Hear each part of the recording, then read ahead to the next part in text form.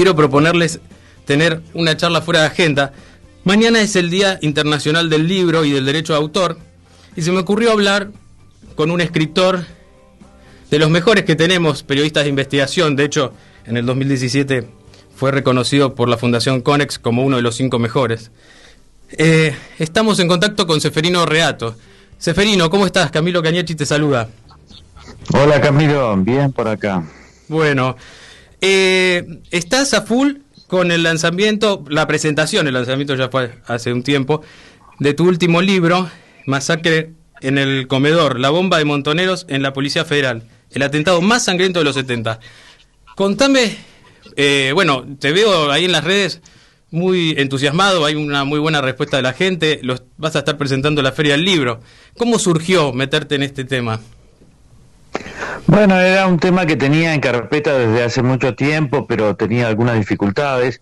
Fue un atentado de Montoneros, el más sangriento de los 70, provocó 23 muertos, 110 heridos. Fue durante ya el gobierno militar, durante la dictadura, el 2 de julio del 76.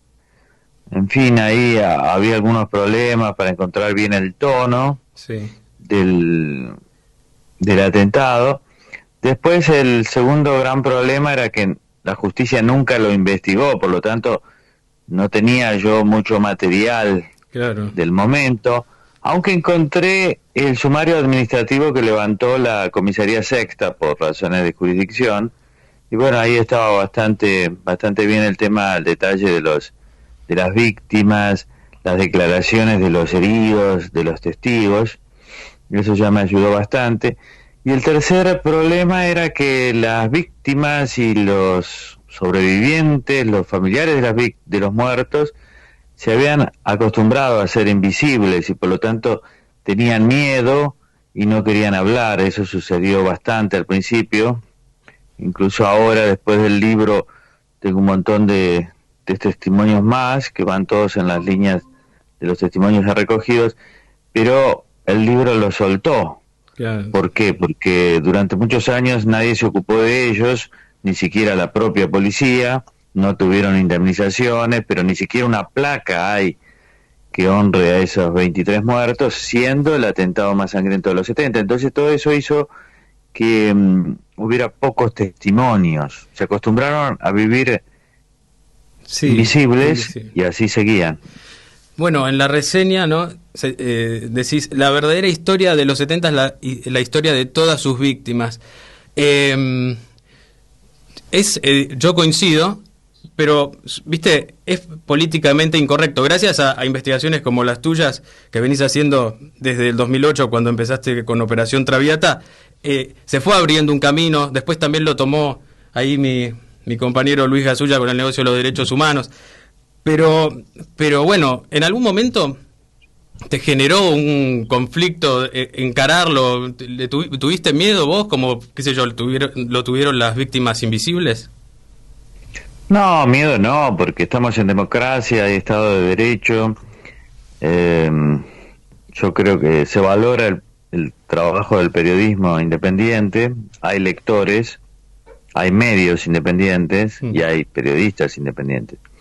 No, yo creo que cuando uno se mete en estos temas también tiene que tener la certeza de que son temas complicados, que hay gente importante, poderosa, que se va a poner nerviosa, pero que hay que estar a la altura de esa reacción también, porque en democracia no hay que tener miedo de nada, porque nada justifica tener miedo. Bueno, por ahí hay que tenerle como a Dios y a Cristina, ¿no? Ahí no hay que olvidarse de eso. No, pero Cristina no.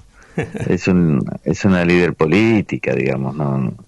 Yo creo que el tema de no tener miedo, de ser libre, también hace calibrar en forma más correcta lo que son las personas que están en otro pensamiento. Seguro. Yo creo que Cristina y Néstor Kirchner han sido los grandes artífices del relato kirchnerista sobre la década de los 70, que es tan efectivo, que ha penetrado en tanta gente.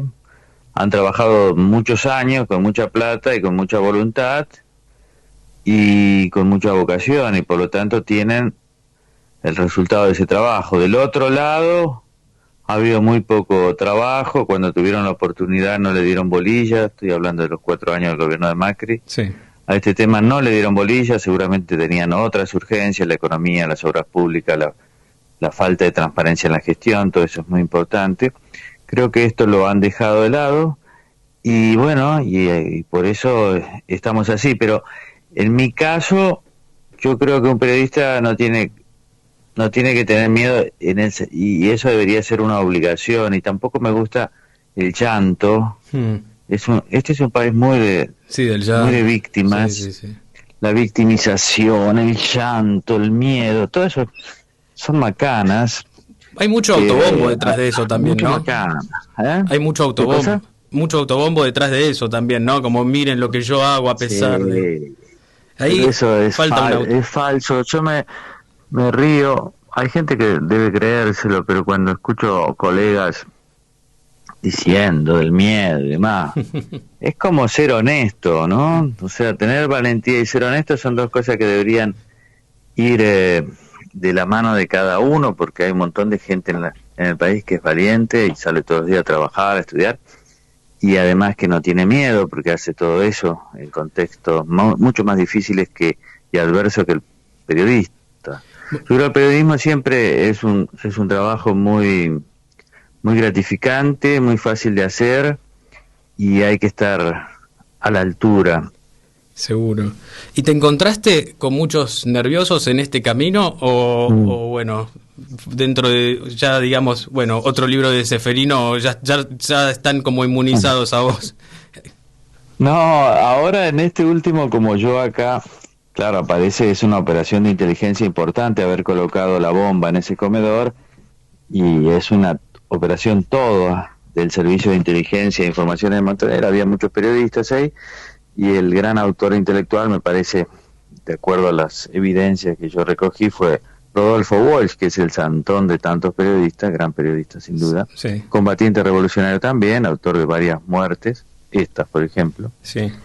Y eso sí, nerviosos están, lo que pasa es que no pueden decir nada, porque era algo que ellos también sabían, porque los aparatos de inteligencia son así. Se utilizan las formaciones armadas, y acá había un ejército montonero, se denominaban así, utilizaba el aparato de inteligencia para seleccionar a los blancos, por ejemplo. ¿Los blancos de qué? No de felicitaciones, no de cartas de felicitaciones, no de mensajes de Twitter, no había Twitter, lo que eran blancos de secuestros y de atentados, y eso hacía Rodolfo Walsh y su grupo, que es lo que hace cualquier aparato de inteligencia. Lo que pasa es que durante muchos años lo mantuvieron oculto, felicitaciones a ellos, pero y ahora no pueden decir mucho porque saben que es verdad.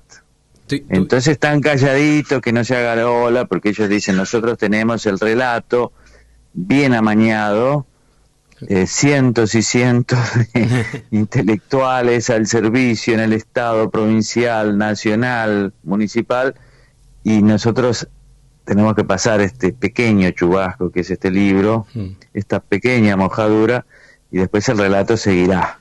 ¿Tuviste? Yo creo que están equivocados, porque el relato se está hundiendo, lo que lamentablemente muchas fuerzas políticas van por detrás de esta sensación que tengo yo, ¿no?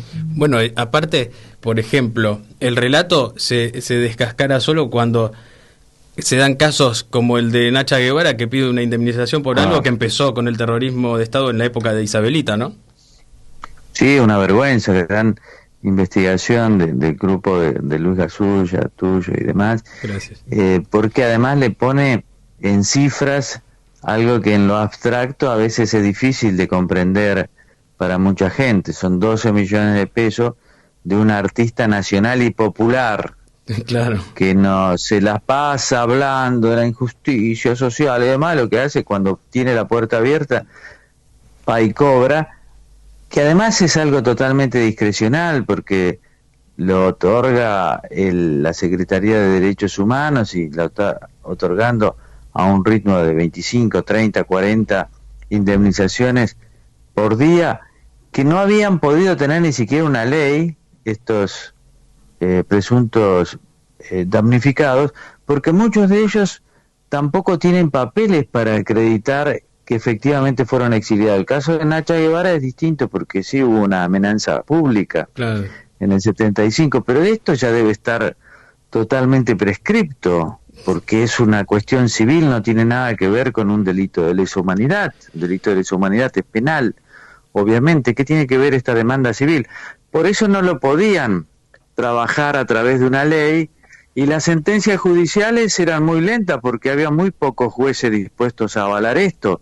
Entonces la Secretaría de Derechos Humanos lo tomó, y ahora sí, que es el titular de la Secretaría, que es Horacio Pietragala Jr., bueno, él es capaz de ver muchas cosas que no son. Sí. Entonces están ahí en una especie de liquidación de feria.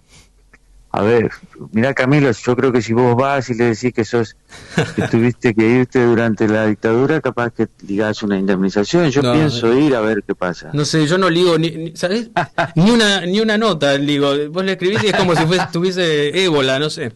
Pero bueno. Claro, anda a decirle, mire, que yo soy hijo de exiliados, les quiero decir, y ahí ya te van a tratar distinto. Vos sabés que los hijos de exiliados están cobrando también, y el argumento es que el Estado argentino, la dictadura, no le permitió ejercer su derecho de nacer en la Argentina, entonces tuvieron que nacer en Suecia, España, Gran Bretaña, porque sus padres estaban exiliados, y así están cobrando. Aparte, viven allá, vienen, son los estudios jurídicos, obviamente, los que sostienen toda esta operación, ¿no? Igual con este quilombo en el que vivimos, que ganas de nacer en Suecia, ¿no? Dicho sea de paso. Claro, pero lo interesante es que ellos nacen ahí, no piensan ni siquiera aprender castellano. Sí. Son contactados, le dicen acá en Argentina que tu papá y todo eso, vienen, no hablan nada de castellano, certifican todo, cobran, pero cobran en dólar oficial, ¿no? No dólar blue, dólar oficial.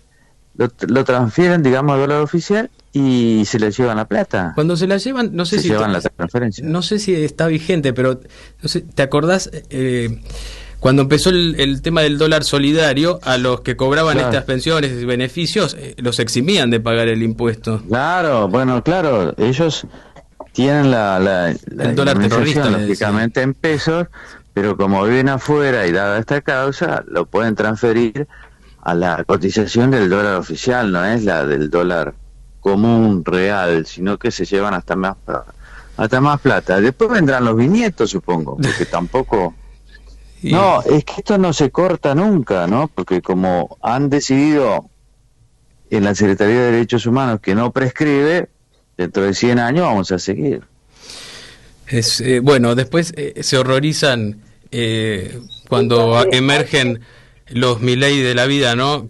Con mensajes de la casta y demás, pero la verdad es esto de que nunca se corte, como las pensiones de los presidentes, hasta los que fueron de facto, las mujeres, los hijos también, es una locura.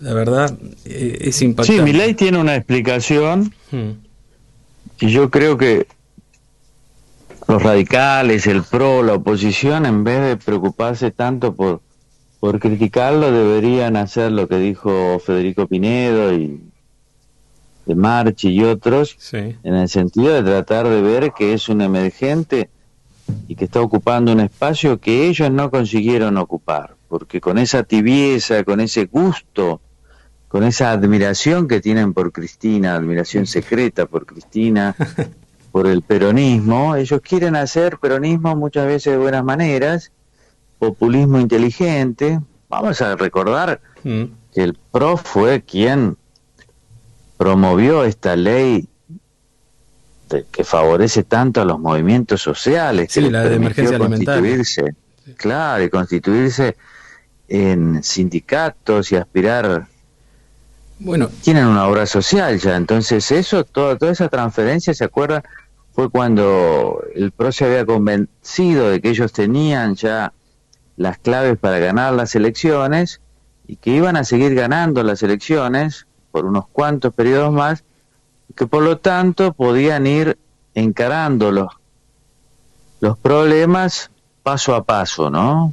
Bueno, yo tengo una teoría que tal vez precaria, vos sos el licenciado en ciencia política acá, pero creo que si en Juntos por el Cambio se le diera más espacio al mensaje que transmite Pichetto, quizá tendrían menos preocupaciones sobre el fenómeno Milei. No sé si coincidís, pero viste que él plantea una agenda más parecida en ciertos puntos. Sí, yo creo que sí, yo creo que Pichetto tiene la gran ventaja de venir del peronismo, de conocerlos, Claro.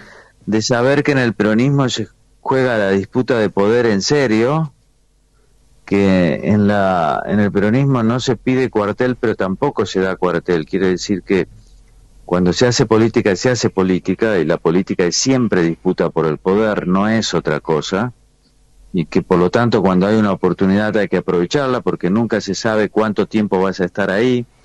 Es decir, hay toda una técnica peronista de abordaje al poder que se aprende desde chiquito, o que ellos aprenden desde chiquito, y que creo que del otro lado son muy ingenuos. Entonces Cristina hace esa artimaña ilegítima, pero no sé si legal, tal vez sí, tal vez no, lo veremos. Y entonces ellos se quedan llorando ahí sentados en el cordón de la vereda, llorando y acusando y diciendo qué mala que es esta chica, qué mala, qué traviesa, qué corrupta. Que juez lo dijo bien, el juez, dice, sí. Ellos hicieron eso mientras nosotros dormíamos, porque duermen. Están luchando a ver por el 2023, aparece Morales diciendo que quiere ser presidente de qué, ¿de qué va a ser presidente? Que lo conozca, Morales, pero todo eso los confunde, entonces empiezan, no, el presidente va a ser este, el vice va a ser este, y charlan, no se ocupan del presente. La política es presente, ¿eh? Totalmente, más en la Argentina, te diría, sí. Es minuto a minuto. Yo hace unas 2 semanas entrevisté acá a Waldo Wolf y le comentaba esto de, ustedes estuvieron todo 2021 diciendo, estamos a 7, que los tenían que votar porque estábamos a 7 diputados de ser Venezuela, a tantos de quitarle el quórum a Cristina en el Senado, y al final lo lograron, y sin embargo Cristina sigue haciendo lo que quiere. ¿Cómo se explica? Y entonces, no, la sociedad, bueno, si vota a estos kirchneristas, siempre la culpa la tiene la sociedad. Yo digo, ¿hasta cuándo? Porque te castigan los que gobiernan, los opositores, y en el medio uno trata de vivir, supongo, ¿no? No, lástima por Wolf, que siempre es una persona muy valiente, pero en realidad Milei tiene 2 diputados, ¿eh? Claro. Es él y Victoria Villarreal, no hay más. Sí. Y les está haciendo este despelote, y esto tiene muchos diputados. Yo creo que en el PRO pasa, como los radicales son maestros de esto, se acomodan rápidamente a lo que la suya primero, Milei después habló de la casta, claro. Que yo diría la corporación, para no ser... Totalmente, sí.